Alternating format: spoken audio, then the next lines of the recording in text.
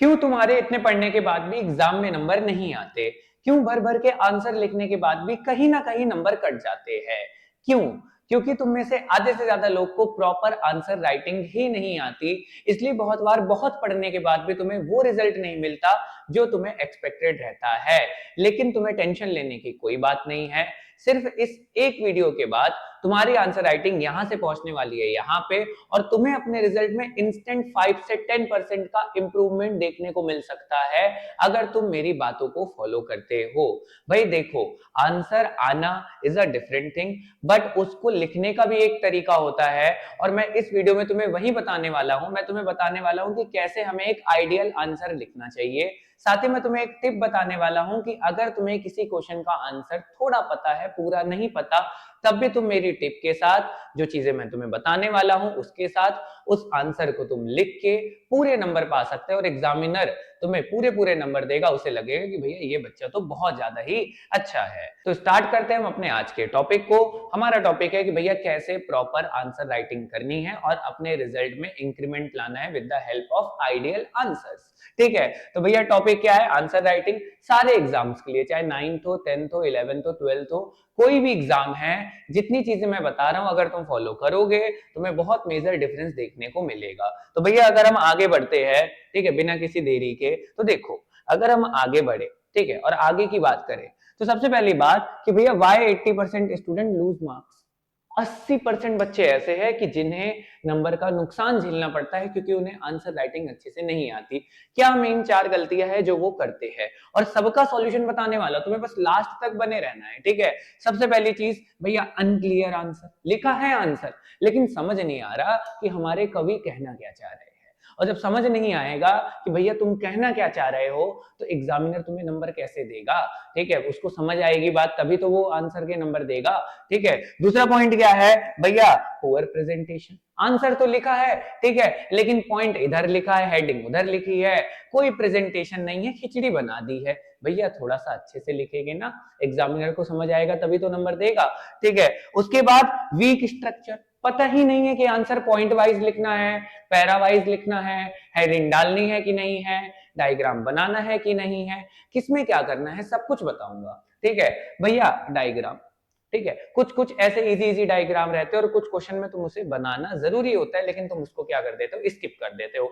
कब स्किप करना है, कब बनाना है, सबका आंसर मिलने वाला है। तो ये 4 मिस्टेक इस वीडियो के बाद तुम नहीं करोगे। ठीक है, ध्यान रखना है।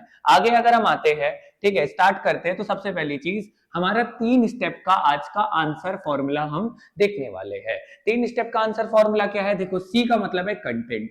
भैया अब जो क्वेश्चन पूछ रहा है पहले उसको पढ़ के समझोगे ना, वो पूछ क्या रहा है, और तुम्हें उसका आंसर आना चाहिए। मैंने हाँ ये कहा है कि अगर तुम्हें थोड़ा आंसर आता है तब भी तुम लिख के पूरे नंबर पा सकते हो, लेकिन अब तुम्हें कुछ आता ही नहीं है तब थोड़ी सी दिक्कत वाली बात है। तो तुम्हें ये तो पता होना चाहिए ना कि भैया ये क्वेश्चन पूछ क्या रहा है, हमें इसमें लिखना क्या है। ठीक है, दूसरा, लिखना कैसे है, तो उसको प्रेजेंटेशन हमें कैसे करनी है मैं बताने वाला हूं कि भैया इस सब्जेक्ट में ऐसे आंसर लिखना है और इस सब्जेक्ट में ऐसे आंसर लिखना है, वो चीज सीखेंगे। एग्जाम्पल, जिस चीज का तुम आंसर लिख रहे हो अगर उससे रिलेटेड तुम्हें एग्जाम्पल पता है और तुमने एग्जाम्पल लिख दिया, तुम्हारे आंसर में 4 चांद लगने वाले हैं भैया। ठीक है, तो कहने का मतलब कंटेंट, प्रेजेंटेशन एंड एग्जाम्पल, 3 बहुत इंपॉर्टेंट पॉइंट है जो तुम्हें फॉलो करने हैं। फॉर एग्जाम्पल देखो, जैसे एक क्वेश्चन आ गया, व्हाट इज फोटोसिंथेसिस, मैं तुम्हें एक लास्ट में आइडियल आंसर भी दिखाऊंगा कि कैसे तुम्हें लिखना है। ठीक है, तो सबसे पहले तो देखो, कंटेंट मतलब भैया क्या होता है फोटोसिंथेसिस। ठीक है, प्रेजेंटेशन में तुमने क्या किया,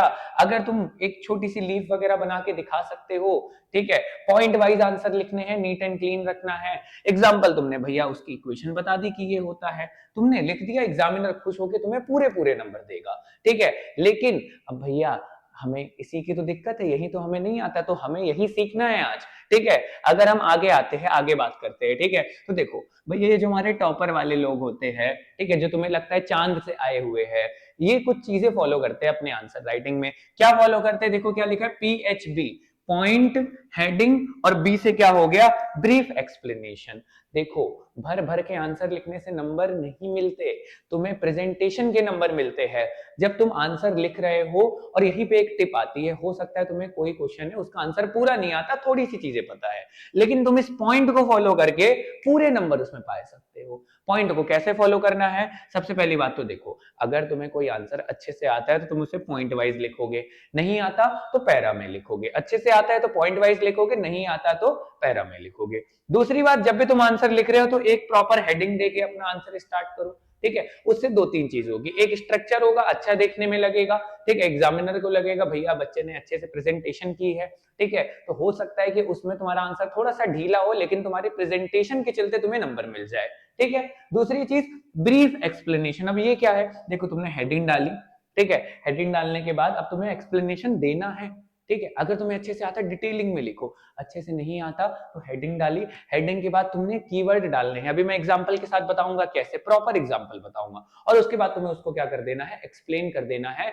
अगर अच्छे से आता है तो डिटेल में करो, नहीं आता तो कोई बात नहीं, ज्यादा लिखने की जरूरत नहीं है। स्टार्टिंग के दो तीन लाइन तुम्हारी स्ट्रांग होनी चाहिए, एंडिंग स्ट्रांग होनी चाहिए, मिडल में तुम थोड़ा सा आंसर खींच के भर सकते हो, मतलब कुछ ऐसी चीजें लिख सकते हो जो आंसर के आसपास है, लेकिन टू द पॉइंट नहीं, अगर तुम्हें पूरा नहीं आ रहा तो। और फिलहाल तो इतनी पढ़ाई करो कि भैया पूरा आए, ठीक है। तो कहने का मतलब भैया क्या है, PHE, पॉइंट, हेडिंग और ब्रीफ एक्सप्लेनेशन, कैसे फॉलो करना है समझते हैं, ठीक है। अब देखो, अगर हम आगे बात करें, अब देखिए बोल रहे हैं कि presentation equal extra marks, presentation के एक्स्ट्रा मार्क्स है। अब पता है यहाँ पे कुछ आंसर लिखा हुआ है, तुम अगर बहुत ध्यान से देखोगे तब भी नहीं दिखेगा, क्यों? ऐसे ही कुछ आंसर तुम भी लिखते हो कि समझ नहीं आता टीचर को कि कहना क्या चाह रहे हो।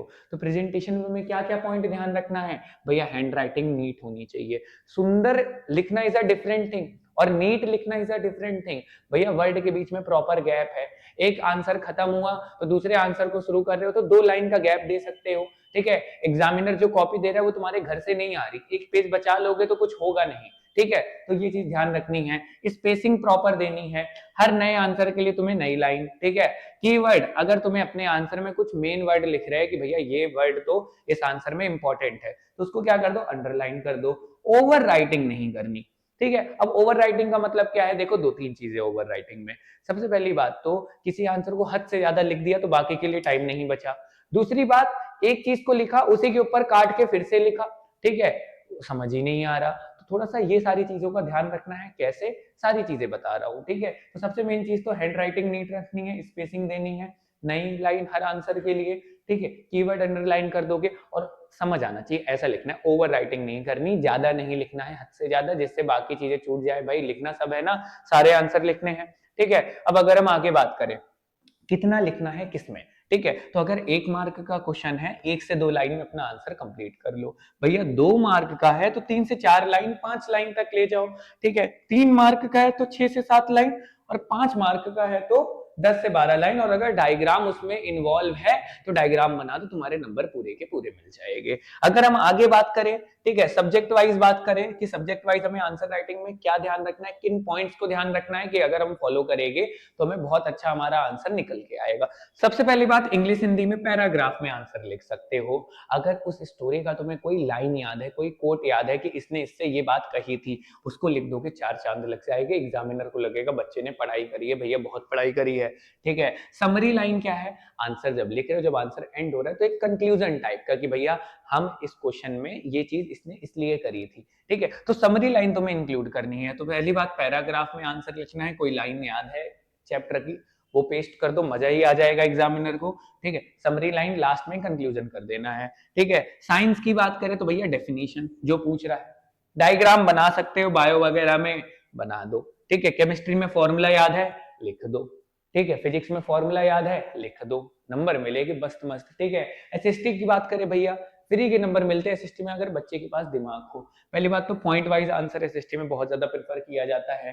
डेट आपको याद रखनी है और डेट को अंडरलाइन कर दो, जैसे एग्जामिनर देखेगा उसे लगेगा कि बच्चे को ये डेट्स याद है, बच्चे ने पढ़ी है, ठीक है। फ्लो चार्ट बना सकते हो, जैसे आपने क्या किया, पहले एक चीज लिखी, ऐसे एरो दिखा दिया, फिर ऐसे लिख दिया, फिर ऐसे एरो दिखा दिया, ठीक है। ऐसे फ्लो चार्ट बना दिया, आपने अपने आंसर को थोड़ा सा शॉर्ट में समराइज कर दिया, ठीक है, कि भैया पहले ये इवेंट हुआ था फर्स्ट वॉर, उसके बाद ये हुआ क्राइसिस, उसके बाद राजा ने अपनी गद्दी छोड़ दी, ठीक है। तो ऐसे करके आप दे सकते हो। मैथ की बात करें तो भैया मैथ में प्रॉपर स्टेप आपको लिखने हैं, ठीक है, फॉर्मूला जब कहीं लिख रहे हो फॉर्मूले को उसको क्या कर दो, डिब्बे में इनक्लोज कर दो, टीचर को लगेगा फॉर्मूला याद है बच्चों को, ठीक है, नंबर देगा ना। ठीक है, आंसर लिख रहे हो, आंसर लास्ट में आया, ऐसे डिब्बे में प्रॉपर बना दो आंसर, भैया अंडरलाइन करो ना, थोड़ा सा फ्लेक्स हो जाएगा कि देखो मेरा आंसर आ गया, नंबर दे दीजिएगा भैया। ठीक है, उसके बाद फाइनल आंसर इन बॉक्स, वही मैंने बोला। ठीक है, दूसरी चीज, जब आप मैथ का आंसर लिख रहे हो भाई, प्रूविंग का क्वेश्चन है तो उसमें आपको पता है सबसे पहले आप गिवन लिखते हो, उसके बाद टू प्रूव लिखते हो, ठीक है, फिर कंस्ट्रक्शन इन्वॉल्व है तो वो लिखते हो, फिर आप आते हो प्रूफ पे। ठीक है, तो ये सारी चीज आपको इन सब्जेक्ट्स में ध्यान रखनी है। अब अगर हम आगे की बात करें, ठीक है, तो आगे हमारा क्या है कि भैया कुछ पॉइंट आपको करने हैं, कुछ पॉइंट आपको अवॉइड करने हैं। जैसे मैंने बोला कि पॉइंट में लिखिए अगर आंसर पूरा अच्छे से आता है, जब ना आए तो पैरा में लिखना है, इंग्लिश हिंदी में पैरा के साथ आप जा सकते हो। ठीक है, डायग्राम इन्वॉल्व कर सकते हैं तो करिए। ठीक है, कीवर्ड, ठीक है, जैसे साइंस हो गया, मैथ हो गया, ठीक है, मैथ में तो भैया सॉल्व करना है, एसएसटी हो गया, इंग्लिश हिंदी, जब आप इनके आंसर लिख रहे हो तो उस चैप्टर में कुछ ऐसे वर्ड्स होते हैं, ठीक है, जो बहुत मेन होते हैं, हर चैप्टर में ऐसे वर्ड्स होते हैं, अगर आप उसको इन्वॉल्व कर रहे हो, अभी मैं एक आंसर में आपको ये चीज दिखाऊंगा तो आपको बहुत अच्छा रिजल्ट देखने को मिलेगा, आपके आंसर में बहुत प्यारे प्यारे नंबर आपको देखने को मिलेंगे। ठीक है, उसके बाद हेडिंग मैंने बताया क्लीन रखना है, बहुत ज्यादा गोचा पाची ऐसे नहीं करना, कोई चीज गलत हो रही है ऐसे एक लाइन कट करके उसके ऊपर लिख सकते हैं, लेकिन साइड में लिखेगी और सिर्फ ऐसे कट करेगी, ये नहीं जो तुम ऐसे ऐसे ऐसे ऐसे पूरा कर देते हो, पहाड़ वहाड़ नहीं बनाना, क्या करना नहीं है। ठीक है, बहुत ज्यादा लंबा लिख दिया, ठीक है, ओवर राइटिंग कर दी, स्टेप स्किप कर दिया, डायग्राम बनाया लेकिन मेसी कर दिया, ठीक है, ये सारी चीजें आपको नहीं करनी, ये करोगे तो नंबर कटेंगे, नंबर कटेंगे तो फिर रोओगे। ठीक है, तो ऐसा नहीं करेंगे, हंसते रहेंगे, अच्छा आंसर लिखेंगे और नंबर पाएंगे। एक आइडियल लॉन्ग आंसर का एग्जांपल दिया है मैंने कि कैसा होना चाहिए, ऐसा आंसर लिखोगे तो नंबर मिलेंगे। ठीक है, क्या बोल रहा है, explain the process of photosynthesis, 5 number का क्वेश्चन आया, मान लो कि भैया फोटोसिंथेसिस की प्रोसेस एक्सप्लेन करो। सबसे पहले साइंस का है तो डेफिनेशन लिखा हमने कि भैया photosynthesis is the process by which green plant prepare food using sunlight water and carbon dioxide. ये वर्ड हमें दिख रहे हैं मेन है तो इसको हम क्या कर देंगे, अंडरलाइन कर देंगे, लेकिन अंडरलाइन आप लास्ट में करिएगा, जैसे पहले पूरा आंसर लिख लिया, लास्ट में आपको 10-15 मिनट बचाना है, उसमें फिर आप अपने सारे आंसर्स में मेन वर्ड्स को कीवर्ड्स को अंडरलाइन करोगे।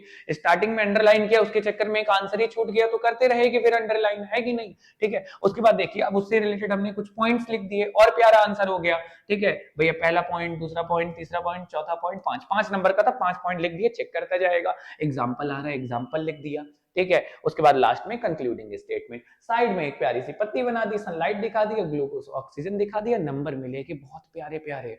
मान लीजिए कि इसका आंसर हमें पूरा ना पता होता तो हम क्या करते, पहले ये डेफिनेशन लिखते और इसी डेफिनेशन में इन वर्ड से क्या निकाल देते, 3 पॉइंट निकाल देते, साइड में डायग्राम बनाते, थोड़ा सा कम भी लिखते तब भी नंबर मिल जाता है क्योंकि डायग्राम बनाया है, प्रेजेंटेशन अच्छी है, तो ये चीजें हमें ध्यान देनी है, अगर ध्यान देंगे तो नंबर मिलेगा, नहीं देंगे तो नहीं मिलेगा। करना क्या है, जितने पॉइंट बताए हैं उन सारे पॉइंट को फॉलो करते हुए रोज 4-5 क्वेश्चन आंसर लिखने की प्रैक्टिस करो, 1 महीने तक कर लो, आंसर राइटिंग इतनी अच्छी हो जाएगी कि दोबारा कभी जो भी क्लास में हो और नेक्स्ट क्लास में कभी इन चीजों की दिक्कत नहीं होगी, लेकिन थोड़ा सा प्रैक्टिस करना पड़ेगा।